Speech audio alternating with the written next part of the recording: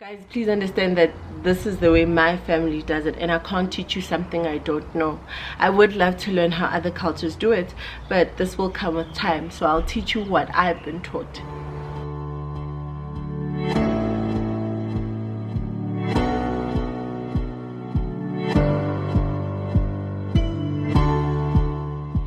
Hello natives, welcome back to my channel. If you're new to my channel, hello, and if you're returning, yay. Guys, please ensure that you like and subscribe to my channel.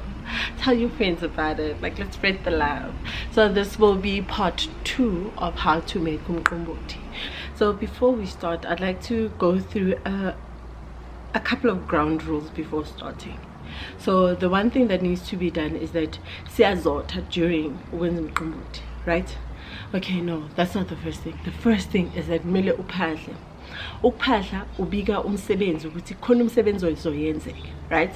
So you need to let them know that, hey guys, I'm gonna throw you all a party, essentially. But yes, and I wanted to talk about ukuphahla. This will be a separate video because there were some interesting things I learned over the weekend that I feel like it's something that should be known. But yes, so ground rules about kwenza Mqombothi is, the first one is that you are uphahlela umsebenzi, right?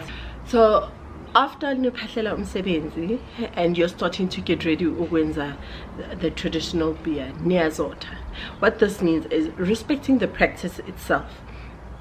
From dress code, umuntu wesifazane uzothwala ugqoke respectfully, so the shoulders are covered, ugqoke iroge appropriate, just remain appropriate, like you would moya emsamo, respected in the same manner. I'm not going to say do it the way we do it at home, but I'm just saying ukuthi uhlonipha ngale ndlela nini enhlonipha ngayo, right? And then the next one is that kungabi nomsindo. So from the time ubika umsebenzi uthi uzoqala, understands ukuthi essentially you've sent out an invitation to your ancestors to stick around, to come around, to be there. So that means ukuthi the whole process they will be there nani. So mengithi kungabi nomsindo, ningabi nengxabano, because mabatsho abantu abadala ukuthi bathi abantu abadala bathanda umsindo. So if I look at my mom and her sister, whenever we're fighting, they just don't want to be there. So I take it ukuthi nakhona emadlozini kuba something similar, ukuthi mukunabantu abadala niyazotha. Alright, another big thing, another big tip was that Mqombothi wenza you are a family member. Understand ukuthi lo muntu oyoyenza Mqombothi uyobonakala lapho in that process. Guys, sometimes I stopped asking why. There's a part of the video where I asked my mom why something wasn't supposed to be done. I think bungamelanga kungene amakezo ayi2 or like 2 utensils in the bucket, and I asked her why, and she's like, I didn't ask why because now my mom didn't like it when you asked why, so I didn't get the answer to my questions. But there were some things that I felt like I've committed ukulandela isiko, and the whys I will find out as I go. So as much as I didn't get all the whys, I intend to trust. But yes, so that was one of the things, is that when you are a family member. So yes, those are the first tips around starting the process of Mqombothi. When you've started, understand, keep the environment calm. Now we keep you calm. Don't let any negativity get to you when you're going to start this process. So what you need to do is that when it starts to I don't want to say bubble, but it starts to ferment. Like, you'll see it, but essentially it looks like bubbles on top. And as soon as it starts to do that, you remove it from the sun and you start uguavova. This is sieving them through a sieve. So we have a specific sieve that we use, and you will see it in the videos, is that we sieve it twice. So when you sieve it once, it will be a bit grainy. Sieve it twice, it will be a lot smoother and creamier. Sieve it the third time, you will have gold. But yes, my mom was like, I don't have time for that. I'm gonna sieve it only twice, but it was still nice. The texture was quite creamy in comparison to method number 2. The important things to remember is that zotha, for me, after uqeda ukuphahla zotha. The second one is to ensure that you cook the porridge thoroughly, rather overcook than undercook. The third one is that you need to let it cool thoroughly, because if you don't, I swear to you, you're playing with your time, you're messing around with your time. So let it cool thoroughly. When mixing, after you've mixed it, now you are putting it in the sun. Ensure that your mixture does not over ferment, because if it does, you will have a horribly sour mqombothi. That kind of sour mqombothi that you have to put sugar in, and it's, you know what, you're just ruining the whole thing. But yes, ensure. And then the fifth one, sieve it more than once. No matter how many times you choose to sieve it, thereafter sieve it more than once. For this particular one, it turned out quite creamy and it was quite filling. It wasn't too sour because the mixture continues to ferment after you've made it. So after we've made it, the first cup, the first taste went into ikamba, and then I was able to taste thereafter. And when I tasted it, it was creamy, but it wasn't alcoholic, if that makes sense. But it was creamy, and then when I had it much later on, you could now taste the alcohol in it. But yes, it was quite nice. I learned 2 methods. The first time when I made Mqombothi was at my in-laws, and they taught me the second method I'll be showing you. The first method is the one my mom prefers. She says it's easier and it worked out a lot better. Okay, so I won't show you the whole sieving part of this. I will just show you how the method changed, right? So with method number 2, we did it differently. So we took the maize meal and we poured boiling water in the maize meal, and we needed to mix it thoroughly. We needed to ensure that there were no dry spots and all the clockies were dredged in this hot water. We also needed to make sure that all of the maize from the bottom of the bucket was essentially incorporated with the boiling water. So what my mom told me was that maize is not the same. Not all maize are made the same. I do not argue. I just did what I was told. So she's like, you need to eyeball it. So I can't give you measurements, I'm sorry, but you're gonna just see the amount when we're using the instruments you're using, and you'll see roughly how much you would like to make. Obviously, if you want to make less, you'd use less than we did. If you want to make more, make more. But yes, eyeball it.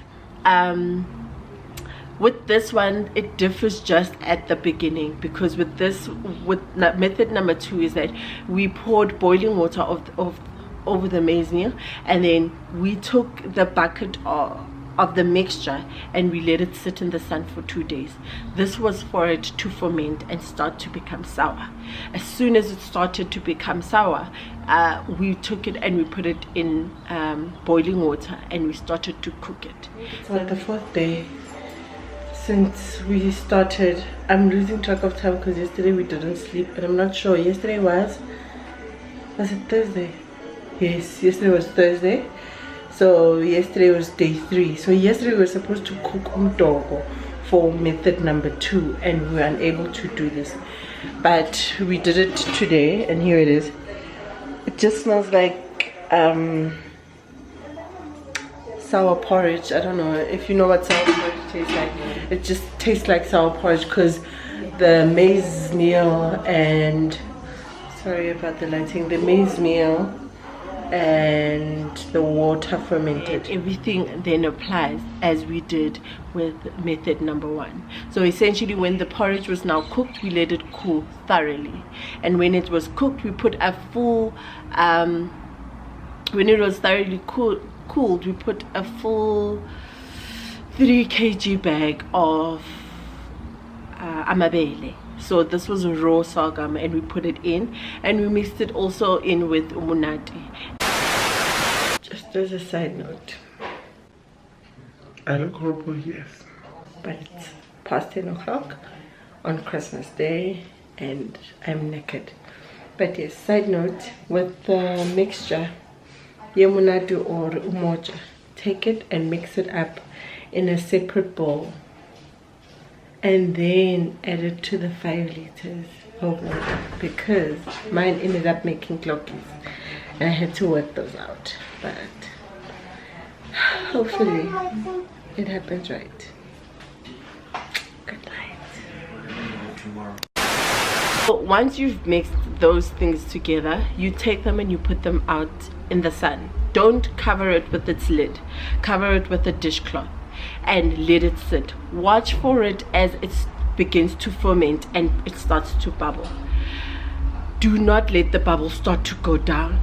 You need to take it out and start to sieve it when the bubbles reach their peak.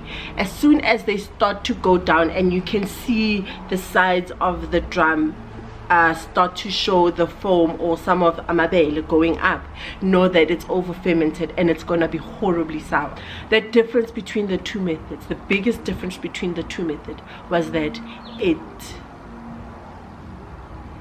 the second method was that it was a bit more watery. So remember, with the first method I said it was slightly creamy. This was a lot more watery than the first one, and it was a bit more sour.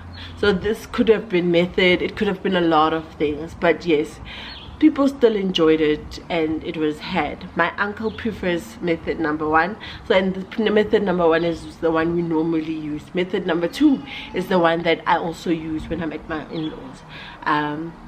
But yes, it was quite an experience. So let me just give you hints, things to be aware of. The first one is that make sure that the soft porridge is cooked for a long period of time. Like I said, I would rather you overcook than undercook. Overcooked is better. Don't burn it, just don't burn it, because your alcohol will taste burnt. Let it cool completely. If you start the mixture whilst it's warm, your alcohol will be horribly sour. If you let the mixture over ferment, your alcohol will be horribly sour.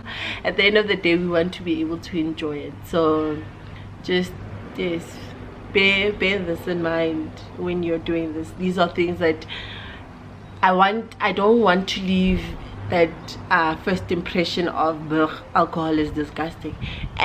Personally, at every event, that's one of the only alcohols I touch is Mqombothi. I enjoy it, and I think this is why I decided that I'm gonna learn how to make it, and I wanted to find a method that would work for me. And I've never been one to put custard and ice cream and all those funky things in Mqombothi. I drink it as is, so I needed to make it enjoyable. So yes, after mixing amabele, guys, this one, after mixing amabele, and it starts mixing amabele, the porridge, Monati, and a little bit of water to loosen the mixture, make sure that you don't let it over ferment. So if it over ferments and starts to go back down, bathi idla amabele, and at that point it's horribly sour, you will not be able to salvage it, and so start to then sieve it again, minimum of 2 times, or else it will be very grainy. It will be like eating porridge, or what's this Bonzo yini le mtoko lo odliwa from I cartoon. Ena le abantu abayidla babagula bangakhona ukudla bayibizani? Ena le ene banana flavor nanana naponzo ithengiswa nasemagaraji. Yes, so if you don't sieve it enough, it's gonna taste like a maqeo. But yes, guys, thank you so much for watching. I do hope you found this informative. I do hope you found this useful. Catch me again in my next video. With love.